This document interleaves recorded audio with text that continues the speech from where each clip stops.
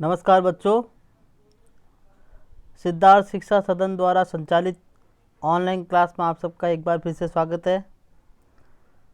मैं आपका संस्कृत का अध्यापक गोविंद चौहान हूँ। हम लोगों ने आपका पहला अध्याय पढ़ा था जिसका नाम था सूचि पर्यावरणम। आज हम आपका छठा अध्याय जिसका नाम है सुभाषितानि उसका अध्ययन करेंगे। बच्चों, मैं आपको पहले श्लोक वाले पार्ट ही कंप्लीट करवा रहा हूँ क्योंकि ये थोड़े कठिन होते हैं और उन्हें आप इस तरह से सीख लो तो आपके लिए अच्छा रहेगा। इसलिए दूसरा पार्ट शुरू नहीं करके मैंने छठवां पार्ट शुरू किया है। तो देखिए, इसका पहला श्लोक क्या है। आलस्यम ही मनुष्याणाम शरीरस्थो महान रिपुः नास्त्युद्यम समोह बंधुः कृत्वा यम नाव सिदति। यहाँ पे देखिए बच्चों, सबसे पहले मैंने आपको जैसे बताया था कि इसमें संधि समास वगैरह जो भी चीज़ हमारे सामने आएगी हम उसे भी करेंगे और ये बहुत ज़रूरी है। हमने 9th पे भी ऐसे ही किया था। तो देखो, आलस्यम ही मनुष्याणाम शरीरस्थो महान। तो यहाँ पर शरीरस्थो जो शब्द लिखा हुआ है ये मूल शब्द है शरीरस्थः। शरीरस्थः पीछे है विसर्ग और उसके बाद लिखा हुआ है महान। तो यहाँ पर जो है इस जो शब्द के अंदर जो है वो है उत्त विसर्ग संधि शरीरस्थः धन महान। और मैंने आपको बताया था उत्त विसर्ग संधि कहाँ पे हो गई। विसर्ग से पहले यदि आ रहा है तो शरीरस्थः, तो थ जो है उसके पीछे विसर्ग लगा हुआ है और उसमें आ रहा है। तो यदि आ रहा है और उसके बाद या तो या वर्ग का तीसरा चौथा पांचवा वर्ण आए या फिर यर लव ह आए तो विसर्ग का उ बन जाता है और वह अपने पहले वाले में मिलकर ओ हो जाता है। तो यहाँ पर देखिए म आया हुआ है और म पांचवा वर्ण है। प जो वर्ग है उसका पांचवा वर्ण है ये, इसलिए विसर्ग जो है वो उ में बदलेगा और उसके बाद थ के अंदर स्थित में मिलकर ओ में बदल जाएगा। तो यहाँ पर है बच्चों उत्त विसर्ग संधि। आप इस दोनों शब्दों को अलग ही लिखोगे, शरीरस्थः धन महान। उसके बाद में श्लोक की जो दूसरी लाइन है उसके अंदर देखिए, आप चाहो तो इसको मतलब पूरे टुकड़ों में बांट सकते हो। तो मैं आपको दोनों तरह से बता देता हूँ। देखिए, आप चाहो तो नास्ति शब्द लिखो सबसे पहले, या फिर आप चाहो तो न धन अस्ति इस प्रकार से लिख सकते हो। तो पहले हो जाएगा न धन अस्ति, अस्ति के बाद में है उद्यम, अस्ति के बाद में है शब्द उद्यम, फिर बाद में है समः, पीछे विसर्ग है, समः शब्द है उसके पीछे भी विसर्ग है। तो देखो यहाँ पर क्या क्या कौन सी संधि है इसमें।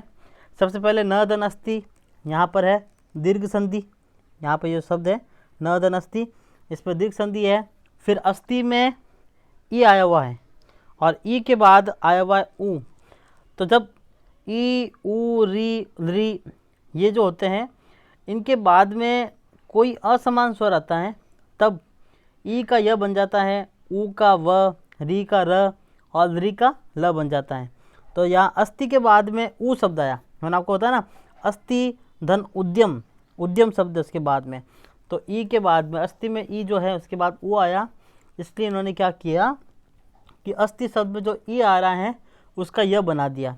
अब बच्चों देखो, मैं जो बोल रहा हूँ उनको ध्यान से सुनना, मेरे शब्दों को ध्यान से सुनना। आपको नास्ति शब्द है तो पहले न धन अस्ति हमने कर दिया। अब अस्ति शब्द में ई आ रहा है, उसको अगर बाहर निकाल देंगे तो हमारे पास शब्द बचेगा अस्त। क्या शब्द बचेगा? अस्त। ठीक है, ये अस्ति यहाँ पे लिखा हुआ है। जब हम इसमें से ई की मात्रा निकाल देंगे तो अस्त और त के नीचे रहेगा हलन, क्योंकि हमने इसको स्वर को बाहर निकाल दिया था। अब देखिए ये जो वापस शब्द एक बार देख लेता आप इसके अंदर, ये देखो ये वाला शब्द है। तो अब देखो अस्ति में न धन अस था तो न धन अ जो है उसका हमने कर दिया नाव कर दिया। तो देखो नास्त शब्द हो गया। फिर बाद में ई का जो है हमने य बनाया, तो ये देखो य और य आधा बनेगा, हलंत वाला य होगा, उसके साथ जब ऊ मिल जाएगा तो यू बन जाएगा। उद्यम में जो ऊ है वो उसके साथ मिल जाएगा तो बन जाएगा यू, और उसके बाद यम समो। अब समो शब्द है, यहाँ पर है समः, पीछे विसर्ग है और उसके बाद लिखा हुआ है बंधु। प फ ब तृतीय वर्ण आया हुआ है। और ये जो मैंने अभी आपको बताया था शरीरस्थो महान, ये जो शब्द था उसी की तरह यहाँ पर भी जो है उत्तरविसर्ग संधि है। विसर्ग से पहले अ है और विसर्ग के बाद तीसरा वर्ण आया हुआ है, तो विसर्ग का उ और उसके बाद ओ बन जाएगा। तो अब देखो उसको पूरा एक बार वापस बोल देता हूँ मैं। पहले आप लिखोगे न, फिर धन, फिर अस्ति, धन, उद्यम समः, पीछे विसर्ग लगाओगे धन बंधु, इस प्रकार से। फिर देखो कृत्वा, कृत्वा में कत्वा प्रत्यय है बच्चों। कृत्वा जो शब्द है उसमें है कत्वा प्रत्यय। कत्वा प्रत्यय मैं आपको पहले बता चुका हूँ, आपने शायद 9th में पढ़ा भी होगा। कत्वा प्रत्यय जिसका अर्थ होता है करना, करके या कर, इस प्रकार के अर्थ वो देता है।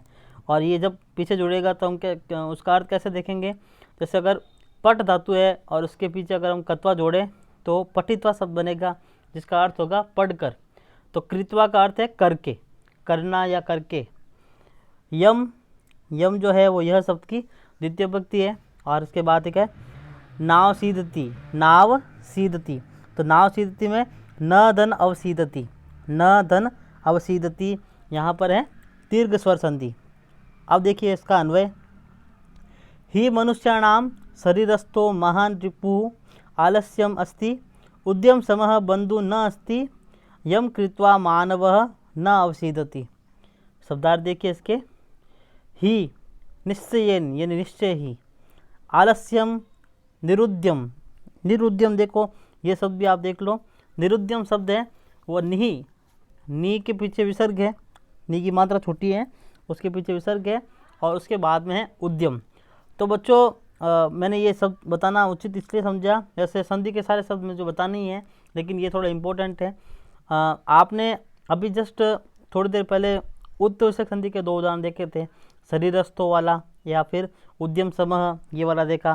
तो यदि विसर्ग से पहले अ आ रहा है और विसर्ग के बाद में भी अ है, या फिर तीसरा चौथा पांचवा वर्ण है, या फिर यर लव ह है, तो विसर्ग का उ बनेगा।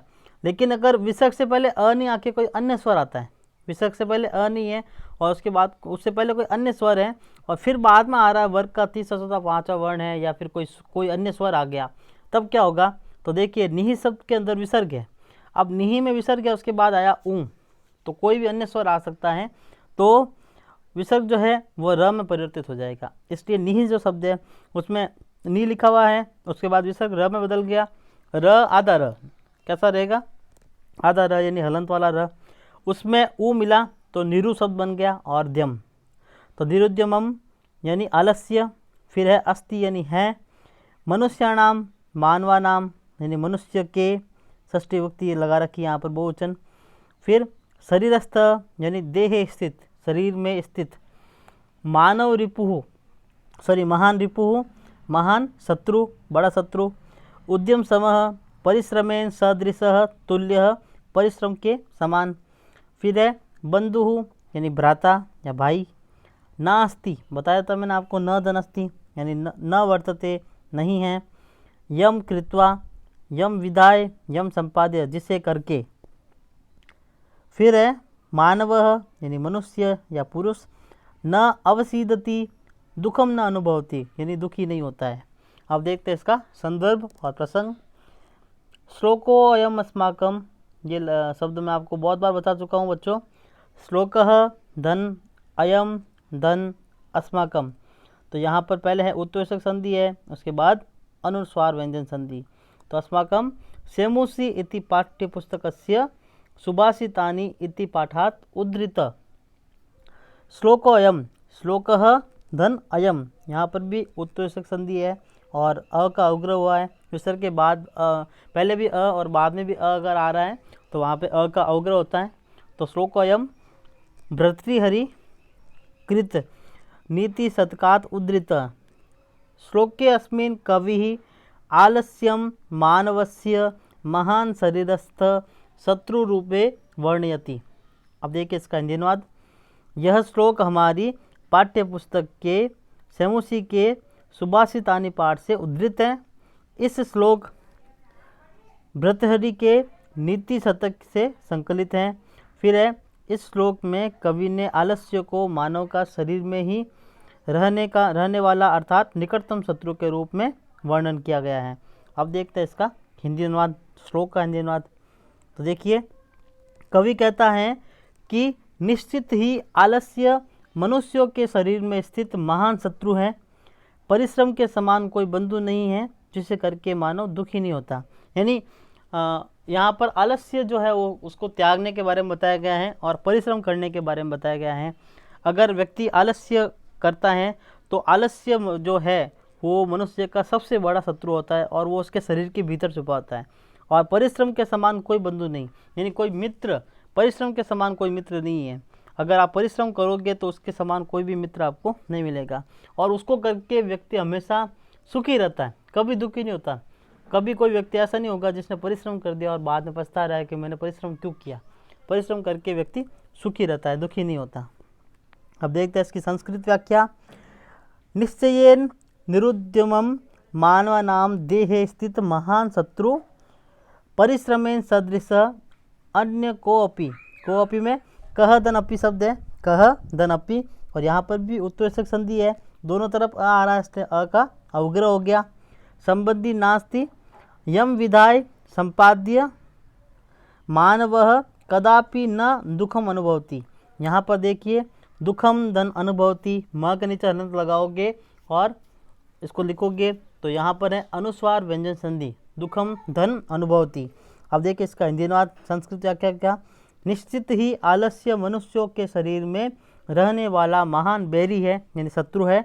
परिश्रम के समान कोई दूसरा संबंधी नहीं है जिसे करके मानव कभी नहीं पछताता या दुख का अनुभव नहीं करता, अर्थात दुखी नहीं होता।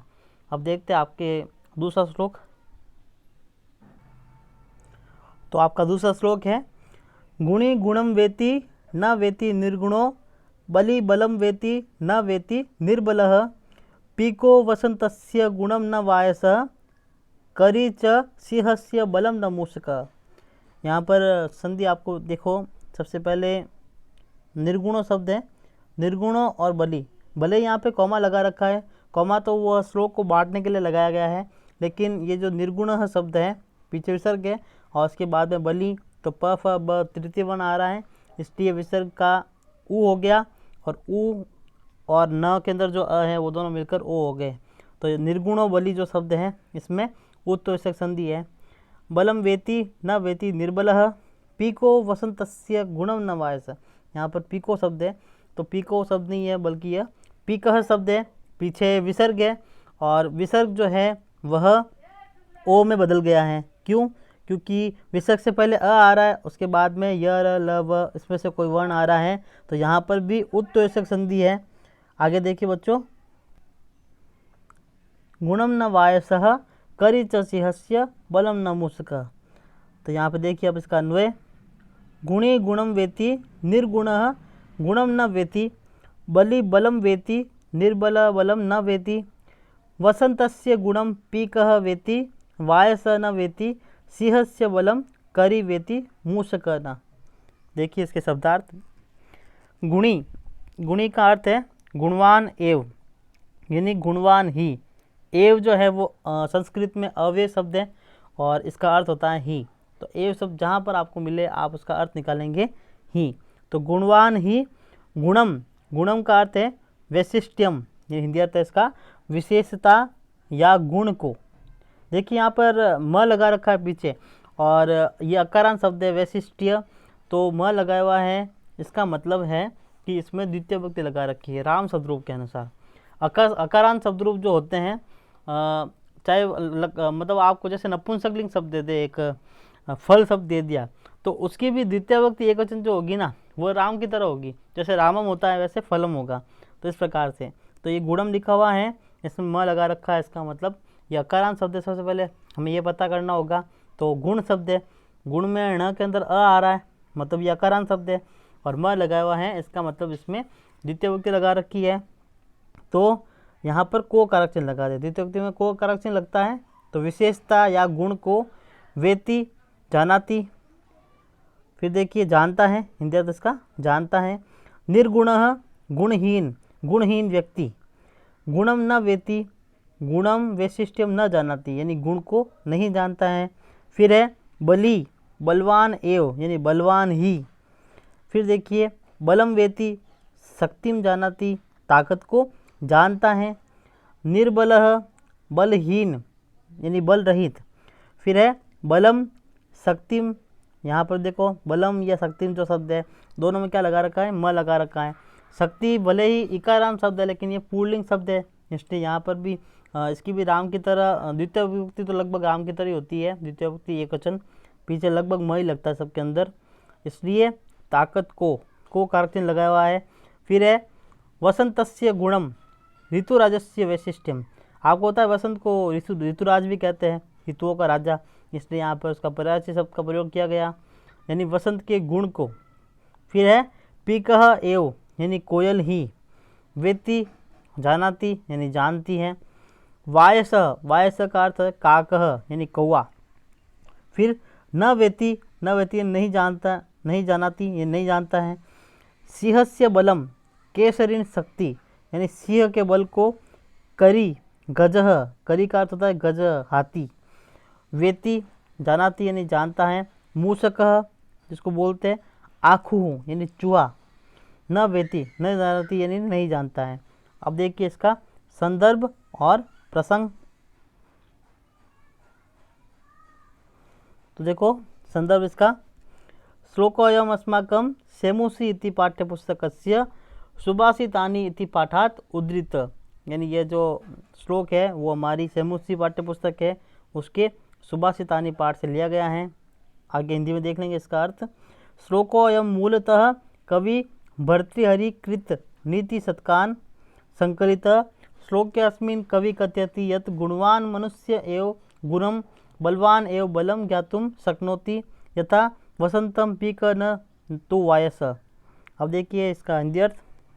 यह श्लोक हमारी सेमुसी पाठ्यपुस्तक के सुभाषितानि पाठ से उद्धृत है। यह श्लोक मूलतः भर्तृहरि कृत नीति शतक से संकलित है। इस श्लोक में कवि कहता है कि गुणवान ही गुण और बलवान ही बल को जान सकता है, जैसे वसंत को कोयल जान सकती है न कि कौवा। अब देखिए इसका हिंदी अनुवाद।